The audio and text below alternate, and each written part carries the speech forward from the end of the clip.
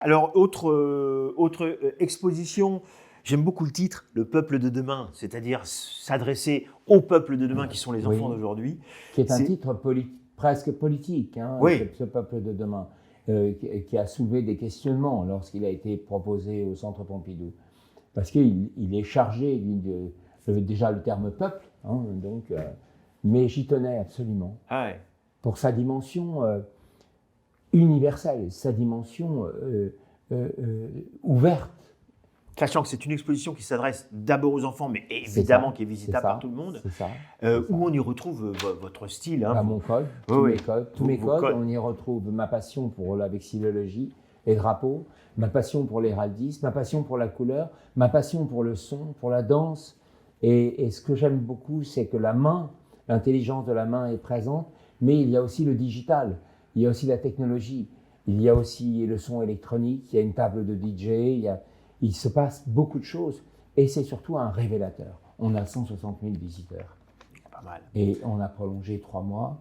Et cette exposition voyage maintenant dans le monde entier pendant une dizaine d'années. Très important, dès le départ, je demande à créer une ligne de produits inspirés et pas des produits dérivés et qui deviennent presque, je dirais, une pollinisation. Personne ne peut quitter l'exposition sans avoir une carte postale, sans avoir un marque-page qui coûte 1 euro.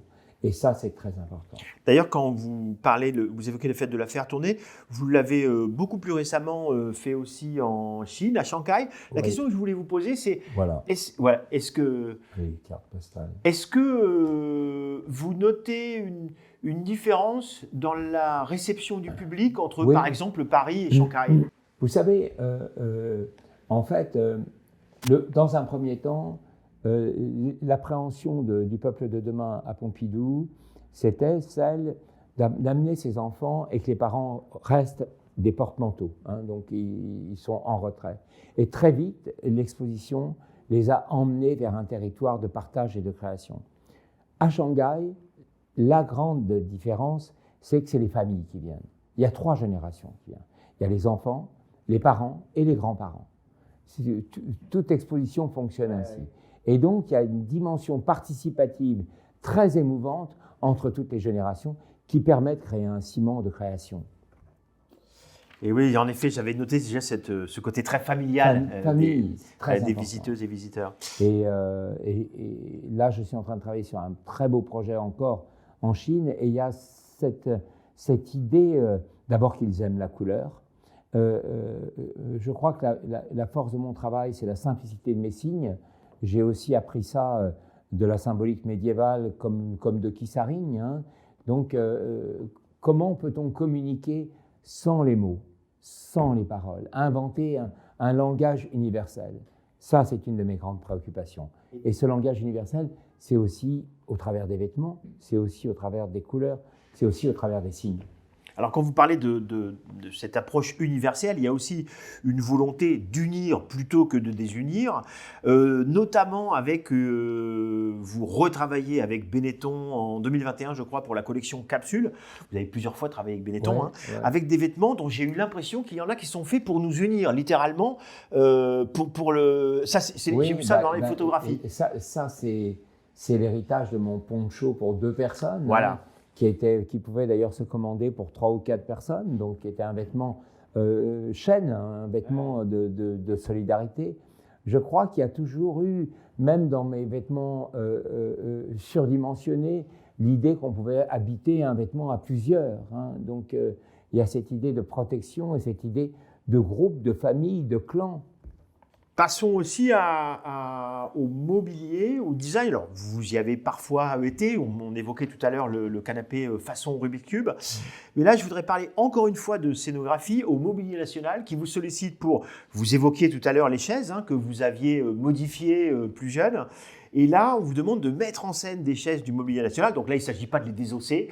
En revanche, finalement, vous apportez votre touche de couleur par la scénographie de ces chaises avec un titre que je trouve encore une fois très très beau.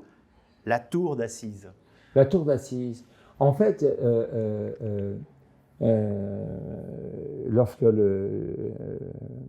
Hervé Lemoine, le directeur du Mobilier National, me sollicite, il y a cette idée de parler de choses humbles. Et cette chose humble, c'est la chaise, en fait. Et la chaise, on est toujours là en train de la regarder de haut. Hein. Je ne vais pas me lever, mais on la regarde de haut. Et j'ai eu cette envie de mettre la chaise sur un piédestal. Hein. Donc il y a cette idée, et puis il y a l'idée d'un hommage à ma mère. Ma mère, très tôt, me dit « Jean-Charles, tu dois apprendre les styles des meubles. Ça va tout le temps te servir comme un référent dans tes cours d'histoire, dans ta vie, dans ton quotidien. » Et c'est ainsi que j'ai appris très tôt le style Louis XVI, le style Empire, et que très vite, j'ai compris que les styles qui me fascinaient le plus, c'était les styles de transition. Hein. Les styles où il y a cette hybridité dont on parle depuis le début de notre entretien, qui me fascine et qui fait que les choses sont déjà habitées d'une dimension de précurseur, hein, presque de dimension médium d'anticipation et de changement. Et en même temps, il y a un acte presque un peu duchampien que de prendre des objets pour les mettre sur un socle et donc d'en faire encore plus des œuvres d'art. Très, très émouvant parce qu'on a aussi une mélodie, une sorte de ritournelle électronique fait par Chloé, sur laquelle j'égrène avec la voix la plus gutturale que je puisse trouver au fond de mon thorax, Louis XVI, Louis XIV. Voilà. Avec Chloé qui a accompagné beaucoup d'artistes contemporains d'ailleurs. Donc là encore, je convoque l'invisible.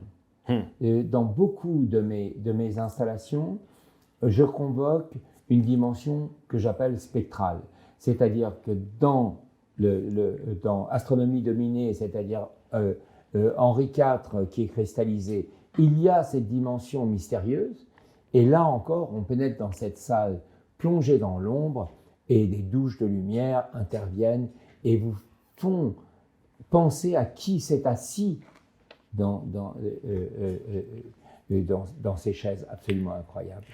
Alors si on évoquait l'invisible, ce que vous extirpez de l'invisible, ce sont les anges qui finalement habitent l'invisible d'une certaine manière, et notamment avec, encore une fois, un geste artistique qui convoque la sculpture dans l'art contemporain, avec la maison Leblond de Lienne, c'est ça, hein, avec des anges, oui. Là qui convoquent vraiment la sculpture.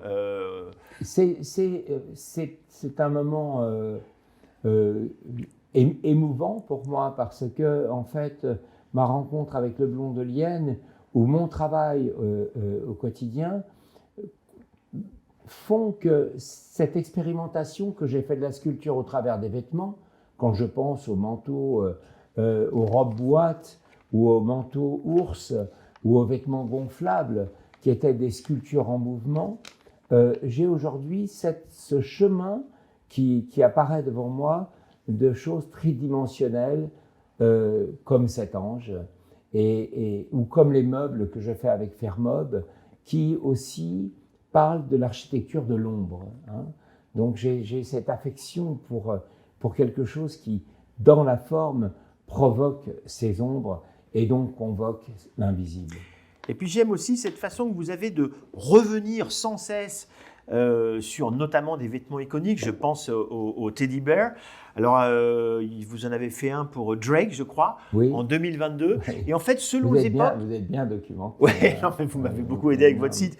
J'avoue que j'ai découvert beaucoup de tout ça. Drake comme mystérieusement beaucoup de chanteurs de hip-hop ou de rap. Ça, c'est marrant. Moi, je n'étais pas du tout hip-hop et rap. Moi, je suis vraiment Led Zeppelin, les Yardbirds d'abord, Led Zeppelin, et ensuite l'électro de Kraftwerk, de Neu et de Vincent Clarke, et qui ensuite a quitté lorsque c'est devenu Depeche Mode. Donc je suis absolument...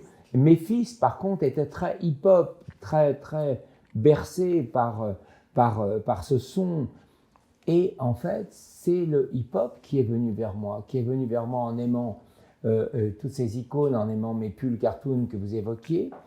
Mais Drake tombe amoureux de mes manteaux Teddy Bear, et ça c'est récurrent, ça fait 10 ans que ça dure, puisqu'il vient me rendre visite pour enfiler un manteau Teddy Bear long, noir, magnifique, Et là, récemment, sur Internet, je vois qu'il a acheté un vintage avec 2 ours de couleur miel et qu'il s'est présenté à la finale de basketball national et qu'ils ont dû arrêter le match parce que il dérangeait tellement il a dû donner le manteau à l'arbitre.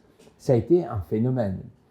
Et Pharrell Williams aussi, oui. Pareil, m'a commandé pour sa vente sur son site, sur son auction, et je lui ai fait un teddy bear camouflage très beau, voilà. Et le dernier que j'ai fait, c'est avec vêtements.